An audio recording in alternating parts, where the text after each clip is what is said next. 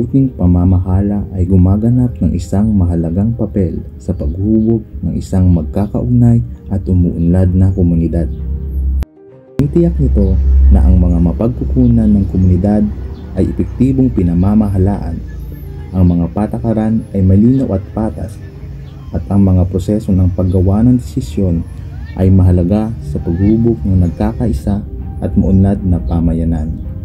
Tinataguyod nito ang transparency, accountability, pakikilahok ng mamamayan, epektibong paghatid ng serbisyo at pag-unlad ng ekonomiya.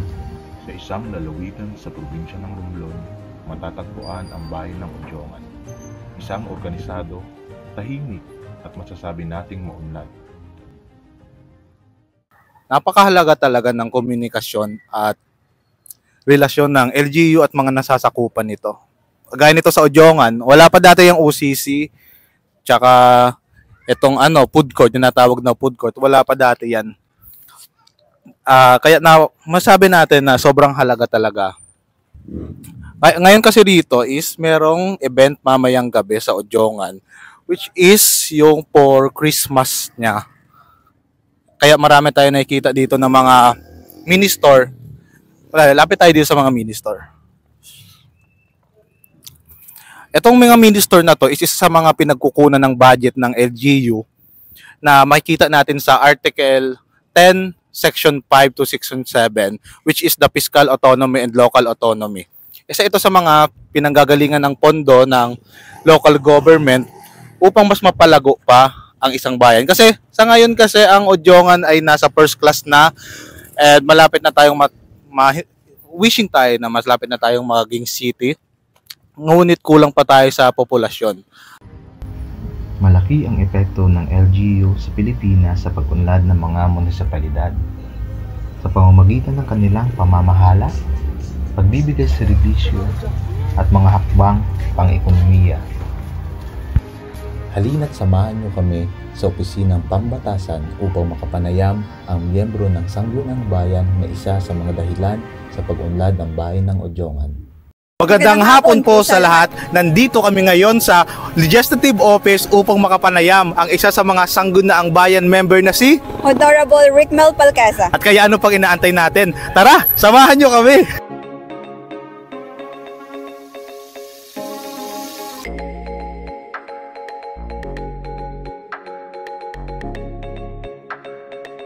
Magandang hapon po, SB Rickmel Palquesa. Hello, good afternoon and welcome to the Office of the Sangguniang Bayan. Kami po ay mga estudyante ng Romblon State University na may kursong Political Science at kasama po sa aming pag-aaral ang malaman kung ano nga pa ang mga tungkulin ng ating mga opisyal. Sir, pwede po bang malaman ang inyong pangalan, address at kung ano po ang trabaho nyo? Thank you. Again, welcome to the Office of the Sangguniang Bayan, Office of SB Rickmel Palquesa.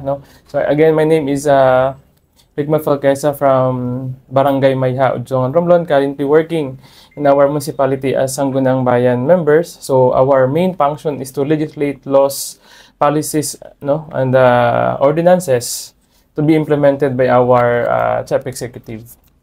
Ano po ang inyong payo or opinion sa political atmosphere niyo po ngayon, sir? Okay, when we say political atmosphere, what is happening now in our political era, no? So what I had observed, kung makikita po natin ngayon ang miyembro po ng Sangguniang Bayan ng Odjongan, mostly are nasa young generation, nasa millennial pa. In fact, our youngest councilor is Honorable Kyla, the former SK Federation. She's only 24, 23 years old when she became Sangguniang Bayan. Then, ako yung pangalawang pinaka-youngest, and then the rest are also considered as young pa, no? So, ibig sabihin, yung political atmosphere natin ngayon dito sa ating bayan, specifically sa Odjongan, ay medyo nagkakaroon ng ibang trend kasi they choose young people para mag-serve dito sa ating bayan. Yun po. Siguro in general, in the province of Romblon kasi medyo mahirap natin mabigyan ng figure kasi yung nanalo for the last election ay halos nasa isang partido lang, no? But in national level, nakikita ko na medyo medyo ngayon, no? Medyo kumbaga karamihang nanalo ay nasa majority kumbaga majority are members of the ruling party, no? Nasa ating president, kay President Marcos, and the rest of the senators. At the same time, ang ating pong Congress ay halos majority, no? Kaya nga may tinatawag na supermajority, ay halos partido po ng ating Pangulo. So, other than that, siguro some indicators are, ano pa ba? Nakikita ko rin na marami din po ngayong mga kabataan na sumusubok sa politika. No, sa nakaraang eleksyon, ng barangay and SK elections, karamihan, may mga napansin po tayo na sa gender, halos pantay-pantay na, no? Sa barangay level. At the same time, sa age level, halos marami na rin po mga kabataang sumusubok sa politika. At hindi lang sumusubok, kundi nanalo pa. So, I guess that's a good atmosphere for the politics in our locality and in general, the whole nation. Bilang isang miyembro ng Sangguniang Bayan, ano po ang contribution ng inyong trabaho sa kasalukuyang struktura or balanse sa politika, sir? Okay, okay, no. So bilang miyembro po ng Sangguniang Bayan, no, tayo po ay miyembro ng minority block dito sa ating bayan, no. So pag sinabing minority, kami yung medyo kumbaga sa bilang kami yung kukunti, no. So, ano po yung ating nagiging contribution? Ang napakaganda lang dito sa ating bayan sa Odionggan is that hindi talaga, kumbaga, yung political rivalry sa ating bayan ay hindi masyadong observed. Na even though you are members of, or you're a member of minority, still the majority members are very supportive sa mga trabaho namin. For example, in passing an ordinance, we had passed already 3 ordinances and more or less mga 5 resolutions na hindi naman po nila hinarang. So, I think that's a good, yun yung struktura. And then with regards to balance, so ang trabaho po ng isang Sangguniang Bayan, sabi ko nga kanina, is to legislate. So, kumbaga kami yung kaya nagkakaroon ng check and balance ang executive at ang legislative kasi kami yung lahat ng gagawin ng ating executive department ay kailangan may approval muna ng legislative department. So, yun po yung nangyayari dito ngayon. So, lahat po ng nangyayari sa ating bayan ay dumadaan po sa dalawang branch, no? Sa legislative at saka sa executive. So, tingin ko, ang aking contribution para mabalanse yung politika is lahat po ng dumadaan ng mga, for example, authorities to our mayor to, kumbaga, makipag-MOA to other departments or to other agencies. Tayo po ay, kumbaga, binabalangkas natin ng mabuti, tinitingnan ano yung pakinabang ng both parties. And we ensure that before passing that resolution authorizing our mayor, ay talagang it was scrutinized lahat, na-check lahat. And then, kung may nakita tayong hindi pabor, no, sa atin pong prinsipyo, tayo po ay hindi sumasang-ayon. But if naobserbahan po natin na ito ay for the general welfare of the people of Odionggan, tayo po ay suportado doon. So, yun po. So, doon po tayo pumapasok. Doon po tayo nagbabalanse. So, hindi po ibig sabihin na member ng minority ay haharangin ko po lahat ng kagustuhan ng mayor. Hindi po. So, lahat po ng magandang programa na gustong ipatupad na dumadaan sa Sangguniang Bayan, basta nakita po natin na for the welfare of Odiongganons ay kasama po tayo sa pag-aproba nun. Pwede po bang magbigay kayo ng example, sir, ng mga resolution po na naipasa dito sa Odionggan, sir? Okay. Kahit mga dalawa lang po, okay, sir. For example, no, siguro mag-focus na lang ako sa ordinance. Dalawang ordinance tsaka dalawang resolution. The first resolution is approving the application po ng Anahaw Integrated School. So, for the information of everybody pala, ako yung Committee on Education at saka Committee on Agriculture. So, yung Anahaw Elementary School, nag-apply sila for integrated school. So, nung nag-apply sila, kailangan nila ng funding resources.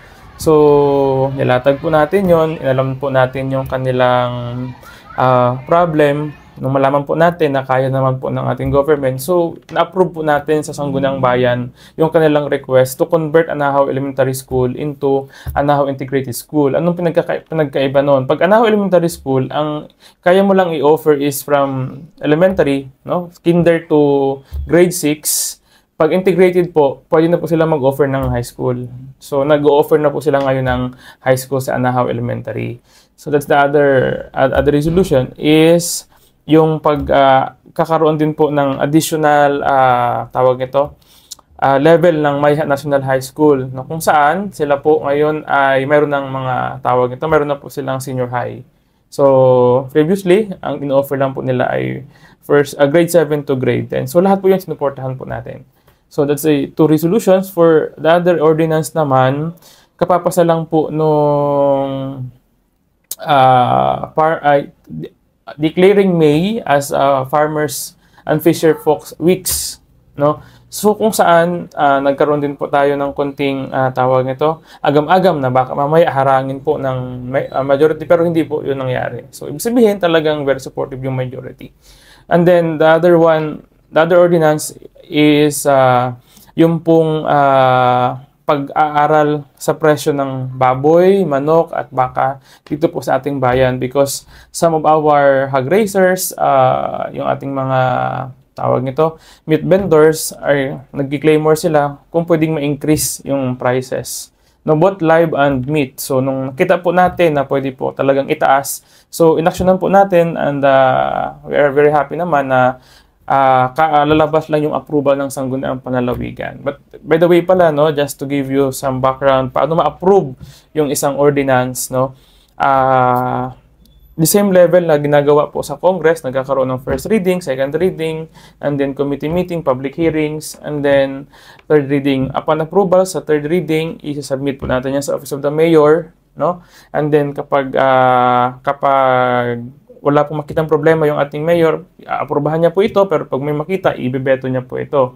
And then, kapag na-approve na po ng mayor, dadalhin po ito sa Sangguniang Panlalawigan, no? And then, the Sangguniang Panlalawigan will study, scrutinize again the content of the ordinance. After that, ay pag nakita nila na walang nasasagasa ang ibang batas, i-aprobahan po nila ito. And then, yun na po yung time for implementation. So, nakita ko naman na yung kahit though minority members ako, nakita ko pa rin yung support both from the executive and then the legislative. Kasi in other towns, no, kapag member ka ng minority, ang hirap-hirap mong magpasa ng isang policy.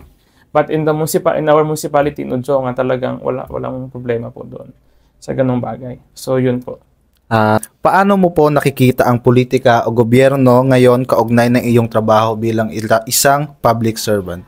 Bilang isang public servant kasi, ang main goal mo lang dapat is kung ano talaga yung main function mo, main responsibility ay magtrabaho ka, no?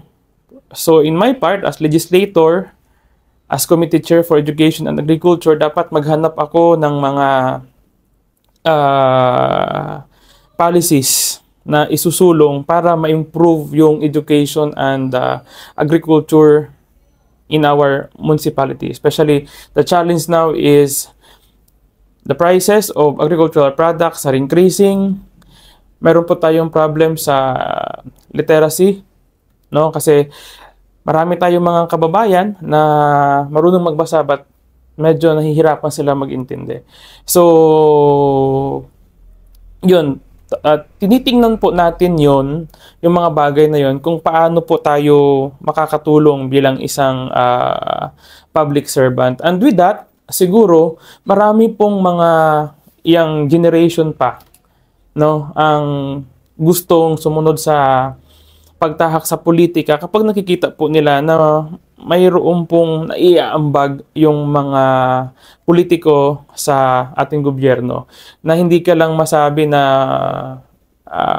dahil tumakbo ka, nanalo ka, ay hanggang dun lang. But kumbaga nakagawa ka ng isang bagay na may impact doon sa mga nasasakupan mong mga tao dito sa bayan ng Oljongan. To make it short po, sir, ay parang public servant is not just to the people but by the people. Yeah, exactly. Yan. Yun po talaga dapat, no? So, hindi lang dapat, dahil na-elect ka, you have obligations to make your people ma-improve yung buhay nila. So, yun po yung contribution ko na aking trabaho bilang public servant doon sa tawag nito, sa kalagayan po ng politika at gobyerno sa ngayong panahon. Kasi alam niyo po, sa totoo lang, medyo mapahabalan ng konti, no? Marami na pong mga kabataan at marami pong mga tao na parang ang eleksyon hindi na importante sa kanila. Tama kasi po yun. nakikita nila na ang eleksyon ay para lang makapaghalal ng isang tao, at kapag naihalal na ay tapos na yung tawag nito, kumbaga wala na. Dahil nakaupo na sila, they can do what they want, no? Pero sa ngayon po ay nakikita ko naman na umiiba yung atmosphere, na nakita naman po nila na our politician, our leaders are working, no? At talagang for now, hindi ko pa nakikita yung political rival between other parties kasi we are working together pa. At medyo harmonious talaga yung aming relationship sa Sangguniang Bayan. Kasi we are eating in the same table, we are discussing topics, pero iisa yung path na pinupuntahan. So, yun po. So, I encourage some leaders na if you are willing to pumasok sa politika, ay wag niyo pong aksayin yung panahon, kasi sayang yung magiging contribution nyo sa ating bayan, especially the young people, no? At maganda ngayon kasi ang daming nanalo mga bata talaga. No, siguro mas marami ngayong bata over the old ones. Yun po. Salamat po, sir. So, thank you din, at ako nabigyan niyo ng pagkakataon na ma-interview ang karangalan po, no? Na mabigyan po ng pagkakataon na maibahagi ko yung aking opinion, ang aking karanasan sa politika. No, by the way, I started from SK Chairman and then Barangay Kagawad, at ito, no, we're given a chance to serve dito sa ating bayan. So, thank you so much. Maraming salamat din po, sir, sa pagpapa-unlock po. Thank you po. Thank you sa inyong grupo. Sa paglipas ng panahon, mas inaasahan ng patuloy na paglago ng bayan ng Oljongan. Kaakibat ang LGU at iba pang non-government organization. Isa ito sa nagpapatunay na ang LGU ay may malaking parte sa paghubog at pag-unlad ng isang lipunan. Kaya lagi nating tatandaan ang kahalagahan ng maganda at maayos na pamumuno sa isang pampublikong administrasyon. Yan lamang po, at maraming salamat.